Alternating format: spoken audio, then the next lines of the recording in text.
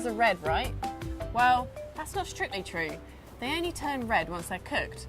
When they're alive, they're a beautiful blue-black colour, just like this one here, which was caught just a few hours ago off the coast at St Abbs. The claws that you can see at the front have got an elastic band around them, and that's really lucky for me. That means I'm not going to get a nasty nip from those sharp pincers. And the claws actually have a different purpose. This one here is thick, which is used for crushing things like sea urchins. This one here is thinner and sharper, and it uses that for cutting things. At the front, it's got these beautiful red long feelers, and it uses those for feeling its way along the seabed. Underneath, it has legs, which are used for walking on the seabed. And at the back of the lobster, you can see it's got a tail. It curls that underneath its body, and it flaps it really, really fast, and it can swim through the water then. On the outside, you'll notice it's got a really hard shell. It's a shellfish, a crustacean. And that means it's got this hard exoskeleton that covers the entire of its body. Unlike humans, who have our skeleton inside, crustaceans, like lobsters and crabs, have their skeleton on the outside of their body. That means in order for them to grow larger, they have to shed their entire exoskeleton, a process we call molting.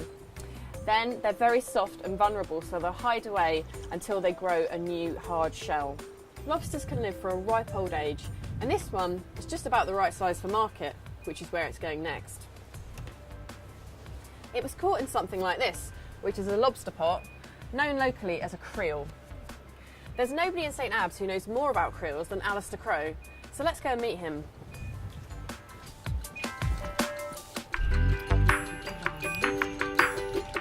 Alistair's family have lived and worked in St Abbs for generations. They crew the lifeboat, run trips for divers, and most of all, they're fishermen. Hi Alistair. Hi Georgia, come on in.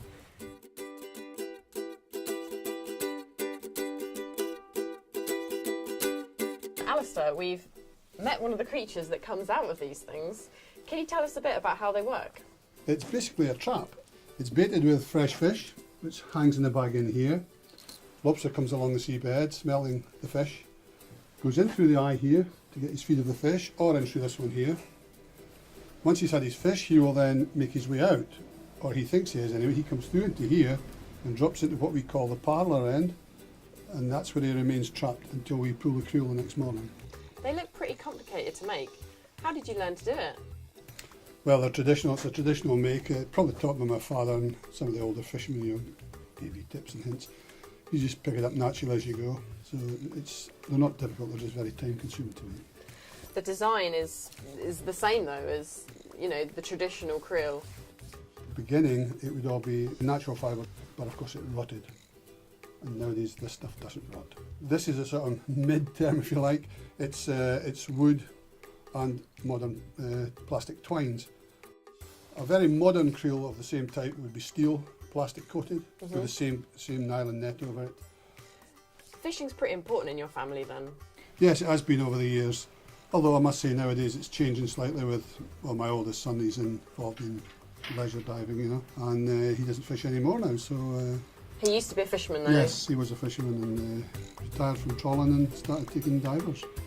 So that has a great easing up effect on the fishermen, because it's obviously less gear in the sea, you know. So that's kind of better for the lobster populations? It's better for everything and everybody, yes. The more stuff left in the sea, the better for the fishermen that's remaining. Yes. Diving's pretty good for your family then? Yes, diving's pretty good. It's pretty good for the village in general, because the revenue to the harbour that we get. You know, the dive boat skippers make their living out of them. I think there's 4 dive boat skippers now out at St Abbs. Have there been any problems? Well, some divers have been known to cut some of the lobster pots. If a single diver took one lobster, we get anywhere between 20 to 30,000 divers here a year. Therefore 20 to 30,000 lobsters would go away from here. The area could not stand. But obviously nowadays they've got a voluntary code going that they don't take anything out of the sea, and it seems to be working very well. So the voluntary code on divers not taking things, that's kind of helped to sustain the fishing, but also the health of the marine environment? Oh, undoubtedly, there's no doubt about it. There's more lobsters nowadays, even now, than what there was when I was young. There's more lobsters now. And the fishermen are quite happy the way things are. And I think the divers are quite happy the way they are. So all we need to do is just sort of maintain the situation as it is, and everyone will be happy. Thank you so much for your time today, and I'll let you continue mending your creel here. Thank See you you very later. much. Bye. Everyone who comes to St Abbs is part of the local economy. Lunchtime!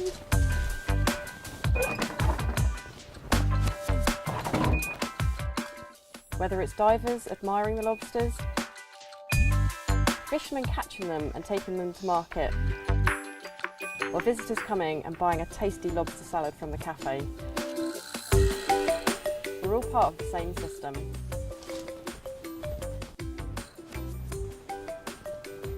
It's not just St Abbs. The coastal seas all around Scotland are a tremendous environment, rich, diverse and beautiful. All of this depends on the sea.